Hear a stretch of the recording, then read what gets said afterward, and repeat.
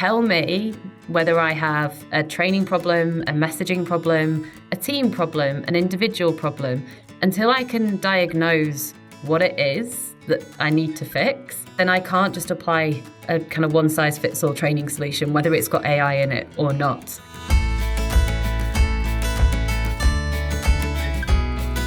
Welcome back to the Thoughts on Selling podcast. Today, it is my absolute delight to have Laura Keith join to talk about all things selling. Welcome, Laura. Thank you, Lee. Laura, first question right out of the box is, who is Laura Keith? So Laura Keith, I'm the CEO of Hive Perform and Hive Learning, who are two kind of sister companies. I'm also CEO, Chief Entertainment Officer of 3 kids. So I'm mum of Peggy, Eva and Alfie. We're based over in London, and I absolutely love grappling with how to take a company from an idea into a prototype, into a product, into the market and scale it.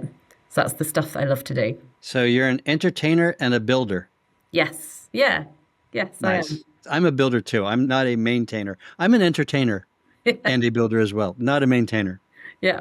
Good to have at a party. Absolutely. So what got you into sales originally? Originally, I never kind of went to go into sales as a career. I was actually always obsessed with psychology and human behavior. And that's what I studied at uni. I then really enjoyed working with children, did a lot of work in supporting children with particular learning needs, and decided I wanted to be an educational psychologist. So I joined a company where it was about tutoring and supporting children, but learning business at the same time. And part of running the business was to grow the membership as well as obviously supporting the children who were there. And I just loved talking to parents, understanding their pain points, understanding how we could help solve problems. And so I just thrived at that part of the job and loved it. And so for me then, I was with that company about 10 years, wonderful team and business called Explore Learning, and just progressed into head of sales. And I think the thing that I'm still passionate about though is training and coaching and human behavior. So I think psychology for me is always in the background there. I love to understand people, what makes them tick. How do you support people to get to A to B? And I think that sales, coaching, training are all connected in how I see things. And building companies, understanding how to take a company to market. The psychology of that, I think, is kind of where I started from, but there's a thread in terms of, what I love doing. Yeah, the parallels are so obvious of the understanding of psychology, what makes people tick, what makes them act, how to engage with them to their benefit. We don't hear a lot of that in sales. In the technology world, much of selling is version 3.2 is better than 3.1. Yeah. You need a discount to upgrade, right? Most of sales enablement is about product features, and it's never about the human at the other side of the phone or the other side of the Google Meet.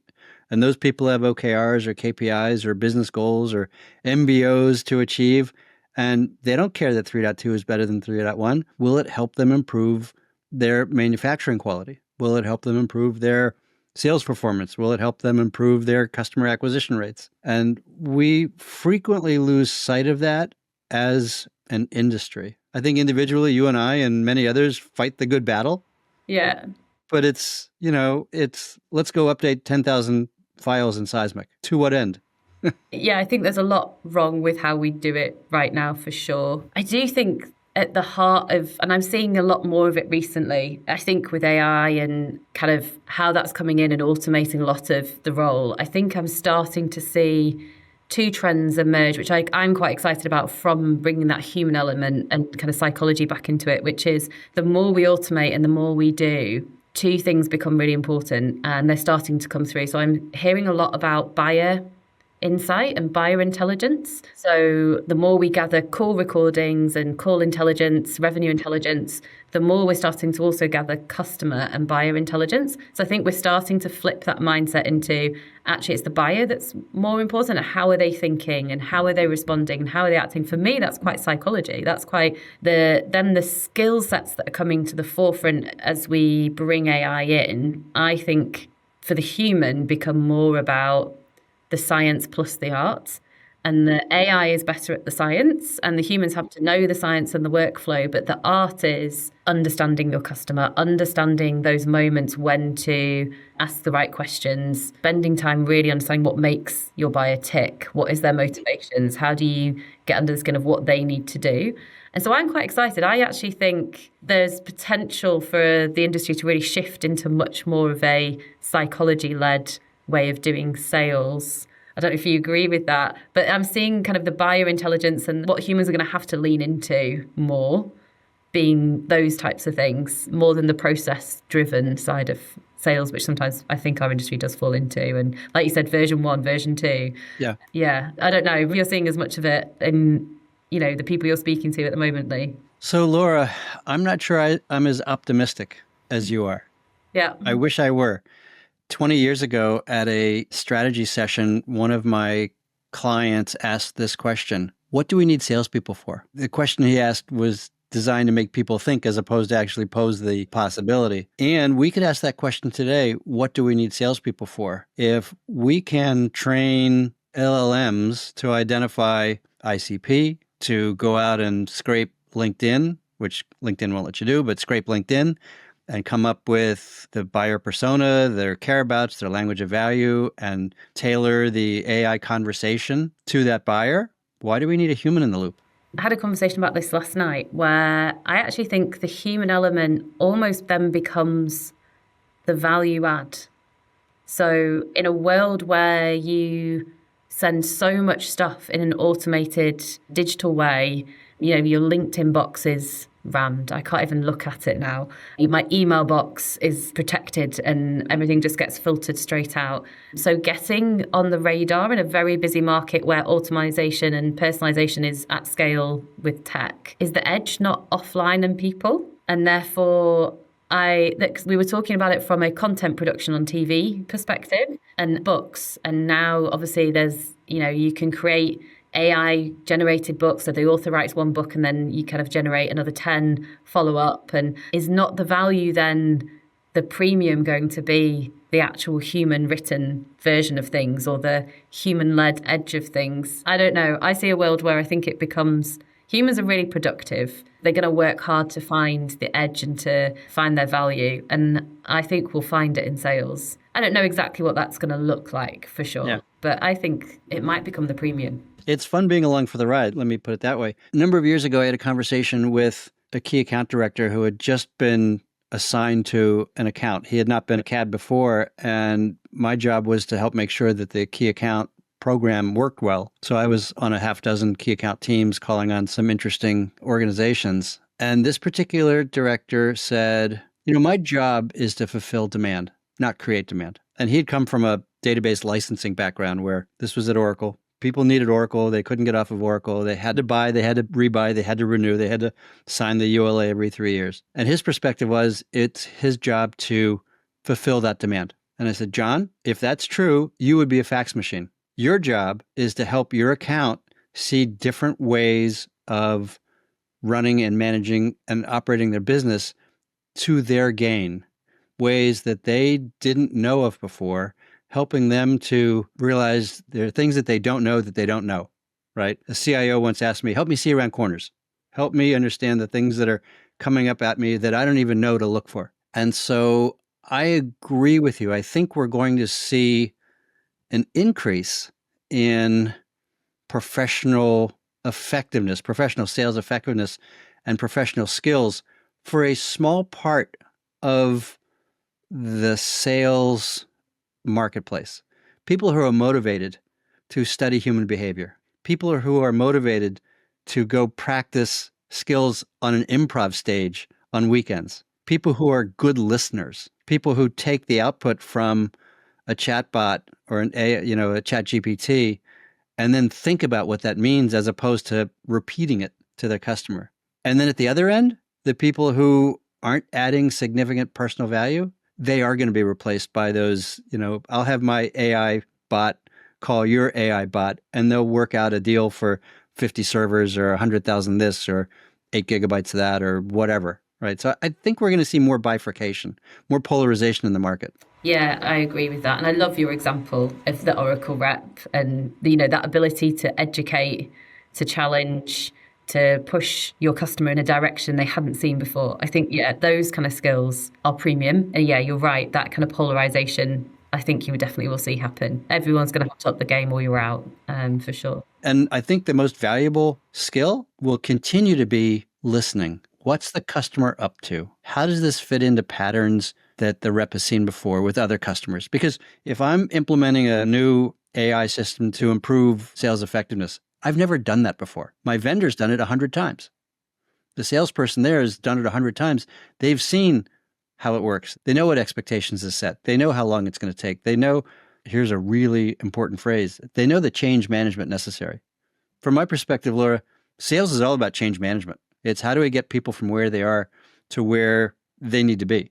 I heard the word change management from a customer just this week, and they were talking about the pain of one of the biggest challenges of a sales leader today is as you're scaling a company, the landscape's changing as you're scaling. So it's not you build an engine and then it's just about motoring the engine. It's that the engine needs to change all the time. And every time you have a new piece of messaging that isn't working, or you have a new process that needs to be added, or a new feature to build into the pitch, if you've got a team of more than 4 people, scaling up and the change management of helping people to adapt and evolve with that, to re-educate on new ways of doing things, that change management just felt undoable to the customer. Like in this day and age, the pace of change and therefore the pace of change management is one of the biggest pains that they talk about wanting to solve.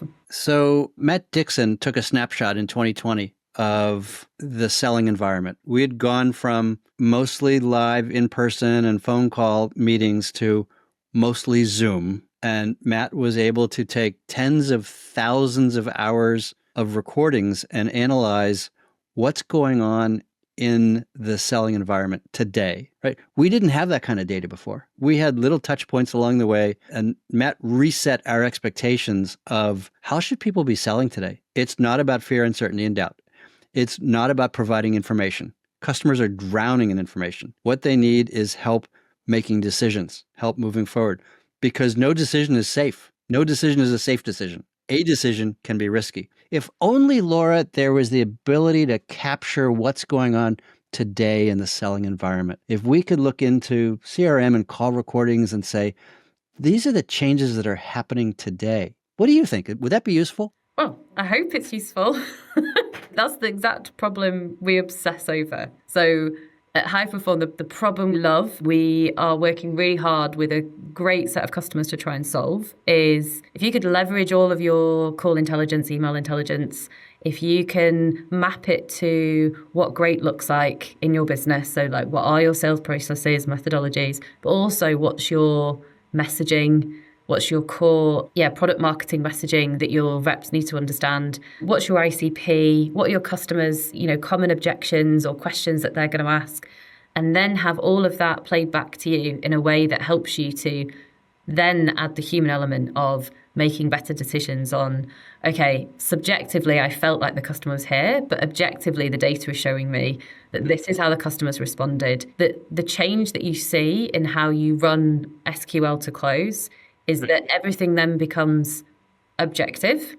And so the rep and the coach can have a conversation around exactly what's happening and how you solve the problem, as opposed to, it wasn't a problem we'd looked to solve for, but one of the really interesting things is that trust between a rep and a leader is always challenged because it's always subjective. So it's always the rep's explanation of how the deal is going, and then the leader's ability to go, okay, I trust that, or actually I think you're not quite doing what I think you should be doing.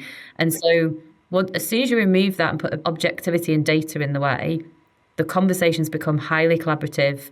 The focus on what needs to be done becomes much more focused, and you can both talk about solving rather than the problem up front for a lot longer. And then also that ability to ask 2 questions, I think, are really important. One is, are my reps, or as a rep, am I actually doing what I need to be doing? What have I not done? Where are my blind spots? And for the leader, like, are my reps doing what they should be doing? Are they adhering to kind of the right process and methodologies to close? And then from a leader perspective, have I actually set the the right processes? Have I set the right messaging? And how is that messaging landing with my customers and evolving over time so that I also take responsibility for making better decisions, shifting how we operate, using a data-led approach to kind of help to improve that sales optimization or sales orchestration process through there. So it's a problem that we see predominantly in B2B, in scaling companies, particularly as they start to go from building, from kind of founder-led to building those engines of growth. I think it's right now in today's market, it's a really hard problem to stay on top of. And that change management piece we talked about before, if you can equip teams with the ability to see the data and make better decisions faster, the outcomes that you should be able to see a more repeatable sales process, less pain in change management, less variability in sales rep performance. You should be able to level up your team much more effectively. And then ultimately, obviously, what you're looking for is increase in velocity, improvement in conversion rates. Before you've even noticed there's going to be a conversion rate drop, you should be able to approach. And so, yeah, we're really excited. And I think there's loads more in this space. So we're really excited about exploring the next phase, which is multi-threading. How can we help the reps to see exactly who they've spoken to, how those key stakeholders are reacting, so that you mentioned it before, Lee, the goal of the rep is on decision day, that D-Day moment, and all the steps that you're doing to build up to it, which is kind of two fundamental steps. Have you positioned your company well enough to outperform your competitor? And have you, to solve obviously a very clear problem for the customer, and have you lined up all the stakeholders you need to, so that when decision day happens, all the stakeholders are set to argue for your company to solve that problem at that point in time? And can we help you to have that information and insight to make all of the right decisions along the way, to tweak your messaging, to speak to the right person, so that you do get alignment of positioning and stakeholders for D-Day success? So yeah, that's the stuff we're diving into. Laura, I love the passion for starters. I'll share a simple example from many, many years ago. I ran a marketing consultancy. We provided outsourced marketing services for professional services firms. And so we had a client who worked with large pharmaceutical companies to help them with their overall IT function and had some specific expertise and capabilities in the area of FDA submissions. So we rebranded, we did a full makeover, we came up with a value selling sales approach, rolled it out, and we didn't see a substantive change. And it's like, what the heck? And so I sat down with some of the salespeople, and I'll never forget one salesperson who I asked the salesperson, so how's the new conversation going? And he said, well, I'm not really getting a lot of traction. I said, really? Tell me more. He goes, well, I studied what we're doing now and I've been trying to use it, but things haven't changed. I said, okay, sell me. I'm a prospect. Talk to me. And he trotted out the original messaging. He hadn't gotten the message. He hadn't gotten the memo. It's like, dude. And so the problem, an important problem that you solve is documenting the interaction between salesperson and customer. And then you can look at correlations between the messaging and the efficacy or efficiency or effectiveness. And then the second part, Laura, is data is useless without action. And you mentioned an important component of the action of coaching. Here's where a salesperson is, or here's where a sales team is. What's the coaching they need to improve based on the objective data that I'm seeing, right? It's not I listened to 3 calls. It's not I looked at 2 people's emails. It's objectively, I've got the data that says, here's what this person has been doing for 3 months or 6 months. Here's what the team has been doing for some period of time. And so now you can make good decisions about what interventions you need to undertake. Yeah, the coaching and decision-making was the first thing that sales leaders reported back. The next thing I think is going to be really interesting is so we're running what we call initiatives.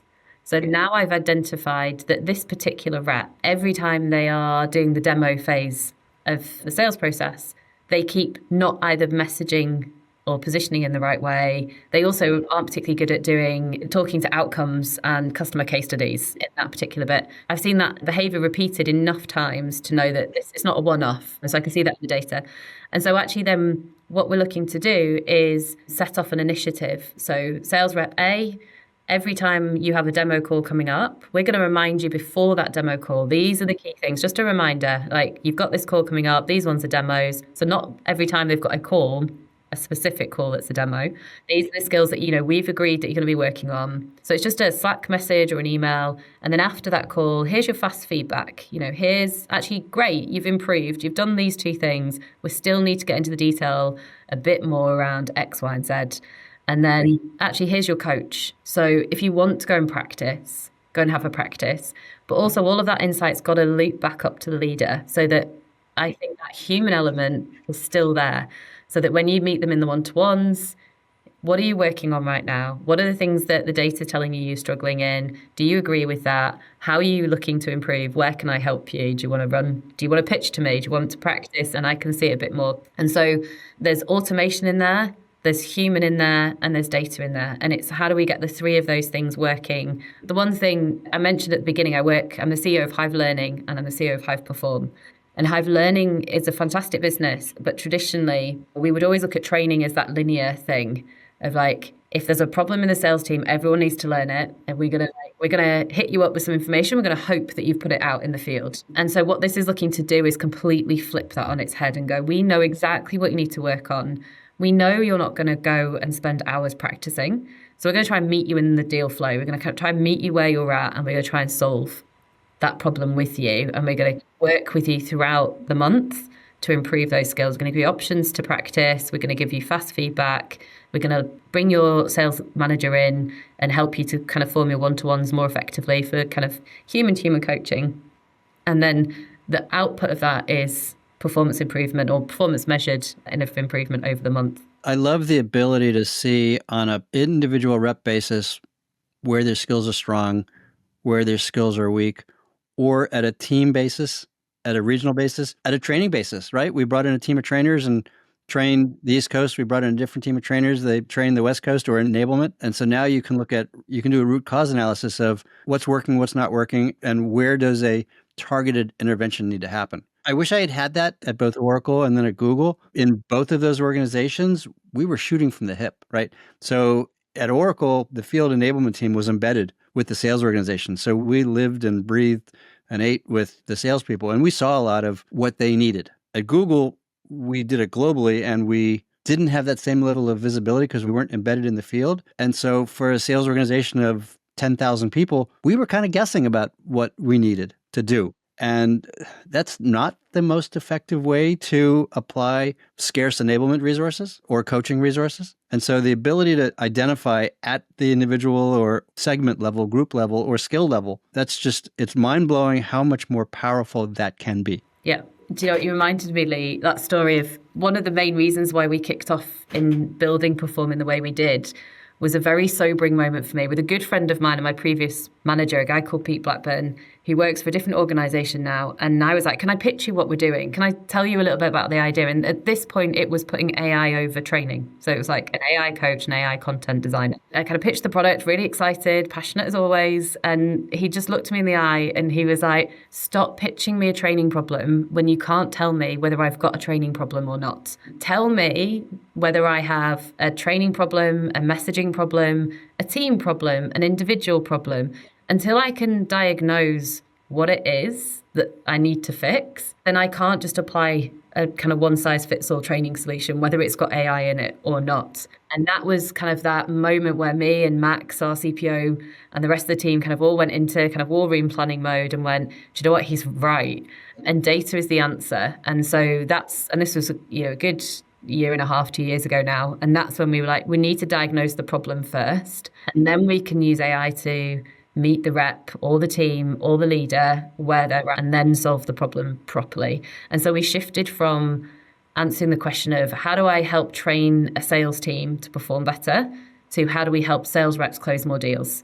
And that switch with AI allows you to build a very different product than your traditional enablement training solutions in the market today, which I think is an exciting unlock for what we can do to support the field of sales going forward. So a data-led approach and coaching and practice. In my experience, an organization where sales managers and leaders spend 20 to 30% of their time coaching will outperform every competitor in their space. Pick any industry, and I can't find one that does that. That uses a data-led approach to coaching? No, that devotes 20 to 30% of their sales management time coaching. coaching as a management function is highly valued, yet dramatically underinvested. You don't have time for coaching. Go do pipeline inspections. Go save a rep. Go close a deal for them. Go, most of the first line, second line manager time is spent in inspection as opposed to coaching, which is an adversarial conversation as opposed to a supportive conversation. So that's thing one. Thing two is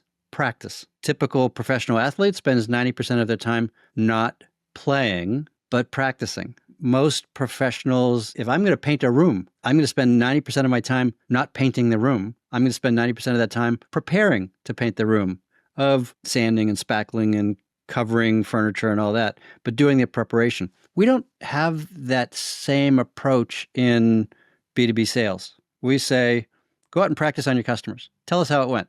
Or, by the way, don't even tell us how it went. The numbers are going to tell us how it went. Or a few well-informed people will hire Hive to tell them how it went. But there's no formal practice. And practice, right? So I tell my coaching clients, we do practice so that you can fail in a safe place, so that you can build muscle memory, so that when you are in the moment, you don't have to think about what to do. You just do it. Because in the moment, if you have to think, you've lost, right? Tim Goway in The Inner Game of Tennis says, don't think, just do. Yeah, I think I like those two. I would add a 3 in. So the third I would add in is, from a sales leadership perspective, the challenge we are bumping into way more often than I thought we should was if you, and this kind of is the precursor to coaching and practice, is if you haven't set clear frameworks for what your expectations of good look like, how can you coach and reps to practice? And so I think there's a lot of leadership out there where you've defined, maybe some deal stages and maybe a couple of ways in which you expect reps to do it. But you're fundamentally expecting your reps to just go out there and work it out. And know how to do it, right? Your target's 3 million, go make it happen. How? 3 million. How? 3 million. And so if you haven't got a framework, you can't coach. So a rep doesn't know what to practice, and you can't, look your reps in the face and start coaching if you haven't got what good looks like in the first place. And I'm finding that scarily missing quite a lot in organizations. And most people have defined a BANT or a MEDPIC or a SPICED, but haven't really gone that extra mile in kind of trying to decode what great looks like. Why is your top rep selling really effectively? What are your clear, we talk about actions, what are your clear actions that need to have happened at each stage? Leah, you and I talked earlier about multi-threading. Mm-hmm. And one of the skills of that, you could say the skill is to go and reach out to another stakeholder, right? You need to have aligned your stakeholders, you need to reach out. But there's a skill in what great looks like when you do that. It's not just ping them an email and say, hey, I'm working with this company, because you end up, pissing off your coach and the person you kind of got your direct contact with. And if you don't spend some time properly understanding what that is and helping your team to understand what that is, what's the phrase I heard the other day? It's sending your sales reps into a gunfight with a knife. Yep. And so I think those 3 things are really important. And that kind of third one is a foundational layer that does. And we talk a lot about sports and the sports metaphors on practice. But we actually did an experiment right at the beginning where we gave reps the option. So we have an AI coach, which is all, designed on your product, on your services. It's very personalized. But we gave them in Slack the option to prep. So spend 15 minutes prepping for this deal or spend 15 minutes practicing. 90% of them went to prep. So a bit like your painting, they know they need to prep, right? So prep was the thing that it did. Like 9 times out of 10, nobody pressed practice. Interesting. And I can't understand whether that's got to come from the sales leadership, right? The leadership have got to build the environment to say, if you don't practice, your onboarding should be so rigorous in practice. And that should then be passed on to how you practice outside of the onboarding phase, but it just disappears. I've just spent an hour today doing demo club with my senior exec team, with my CPO, with everyone in my business should be able to pitch the business. And we're changing regularly. And so every week we get together and we do demo club and someone pitches, it's a different part. We might take a different part of the funnel. We all have to give good feedback. It builds trust and it makes sure that whoever in my company bumps into anybody externally can explain our business properly because we're all sales reps fundamentally. But I don't see the tone. I mean, I'm not perfect. I could do more coaching and more training with my reps for sure. But I think it's got to come from the culture that's set from the top. I think you're entirely right on that. We are in an industry where facts are important. where details are important. What good looks like is, do you know everything about the product? Well, that's not effective. Customers, as we said earlier, customers don't give a shit about the product. They only care about their outcomes. They only will buy if they perceive low risk. Those are gut feelings. More information doesn't help them make a decision in your favor. I ask the question of my coaching clients, I'll use a fictional made up company name, why IBM? Why now? Why should IBM win this deal? Why now? If a rep doesn't have a good answer for that, walk away or continue studying. But if someone else should win, if Joe's really good software emporium should win, walk away. And most reps feel like, I don't really want to know. I just want to push. I've got all this information. If I share enough information, then the customer's going to make the right decision. Many, many decades ago, I worked for Texas Instruments, and the way TI sold to technical people was to give them data books. Here's a data book. Let us know how many chips you need. I wasn't in that part of the business, but I saw how it worked. That's not how customers buy today. Customers buy based on risk tolerances, risk perception. If I make no decision, I know what's going to happen. If I say yes to this vendor, I'm not sure what's going to happen. What's my perceived risk? Did the salesperson show up on time? Were they prepared? Did they know my business? Did they call me by my name, right? Were they friendly? Were they open? Did they write down my questions? When they said, I don't know, did they get back to me? And so when we think about the best selling engagements, it's a fluid dance of a prospect asks a question, the rep replies, and it's back and forth. There's no time for thinking. It's all acting, and acting in a good way. And that comes from some preparation and a lot of practice. And a mindset of, I don't have to be right. I have to listen, and I have to be in the moment. And by the way, Daniel Pink says to sell is human. In his book, To Sell is Human, he says improv and selling are exactly the same thing. Yeah. So that's what improv is. You don't have time to think on stage. You act. You have to be present, and you act in response to a stimulus. If you're in the back row and someone yells shift, now you're in the front row repeating what someone just said. You don't have time to think. You can't write it down. You can't think, what did that person say? No, you just do it. Yeah, I love that. I also always love Dan Pink and how he talks about sales, and the improv, I think, is a brilliant comparison. We were doing objection handling training, the team, and it was interesting because what we had was a really good playbook of, here's the question that the customer asks, here's your answer. Here's the question the customer asks, here's your answer. And I was like, this isn't working. This is like ping pong. What I needed to add in the middle was curiosity. So why have they asked that question? Ask another question, like understand more before you ping pong back. So yes, the answer that we have to why our product is different from X is this. But when they ask that question, it could be coming from about 10 different places. So find out more and educate with your customer. So don't just tell them, okay, well, you think this, but it's this. Like, for example, are they asking because a share of the budget for that product is the same share of, even though we're not competitive, do they come from the same budget pot for them?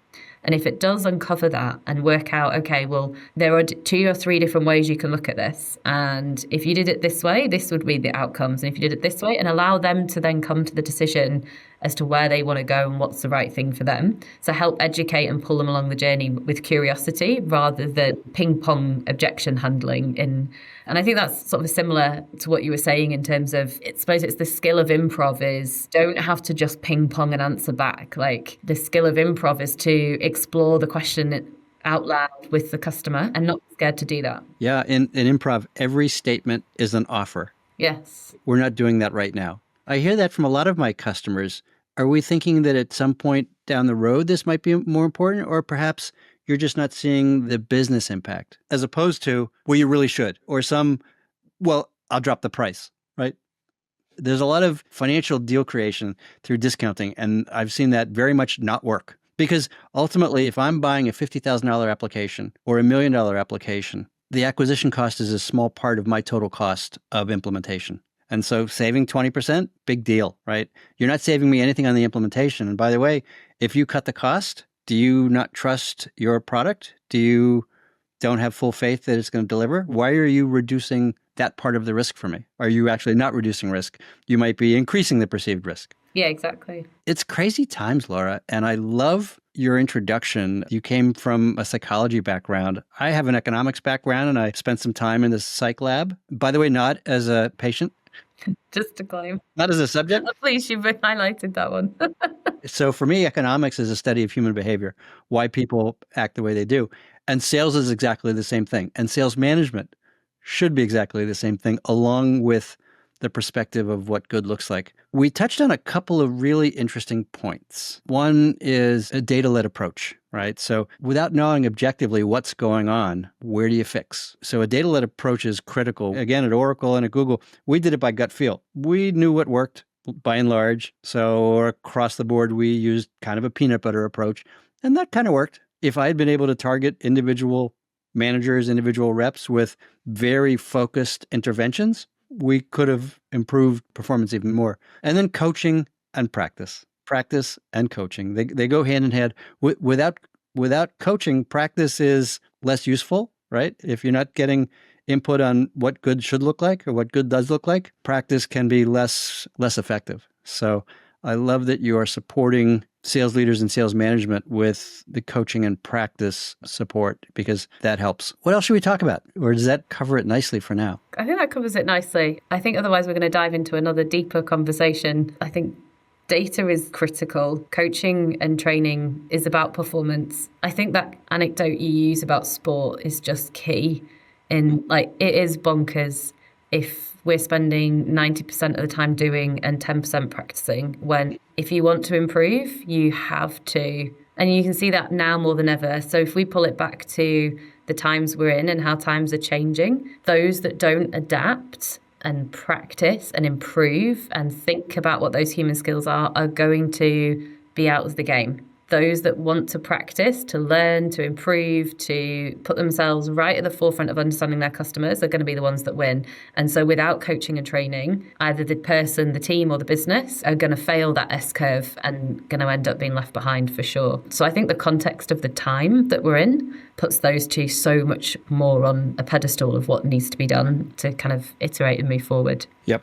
So Laura, for those that want to win, where can people find you? I'm on LinkedIn, so you can reach out to me personally. So it's Laura Keith, Hive Perform and Hive Learning. And our website is www.hiveperform.com. So please do reach out. We've got a cool state of sales report on there that's quite interesting. Shares some of the information about the stuff that we're doing. Right. Hiveperform.com. Mm-hmm. Hive. Exactly. Thanks, Laura. This has been an absolute pleasure. Yeah, great to speak to you again too, Lee. Thank you. Thanks.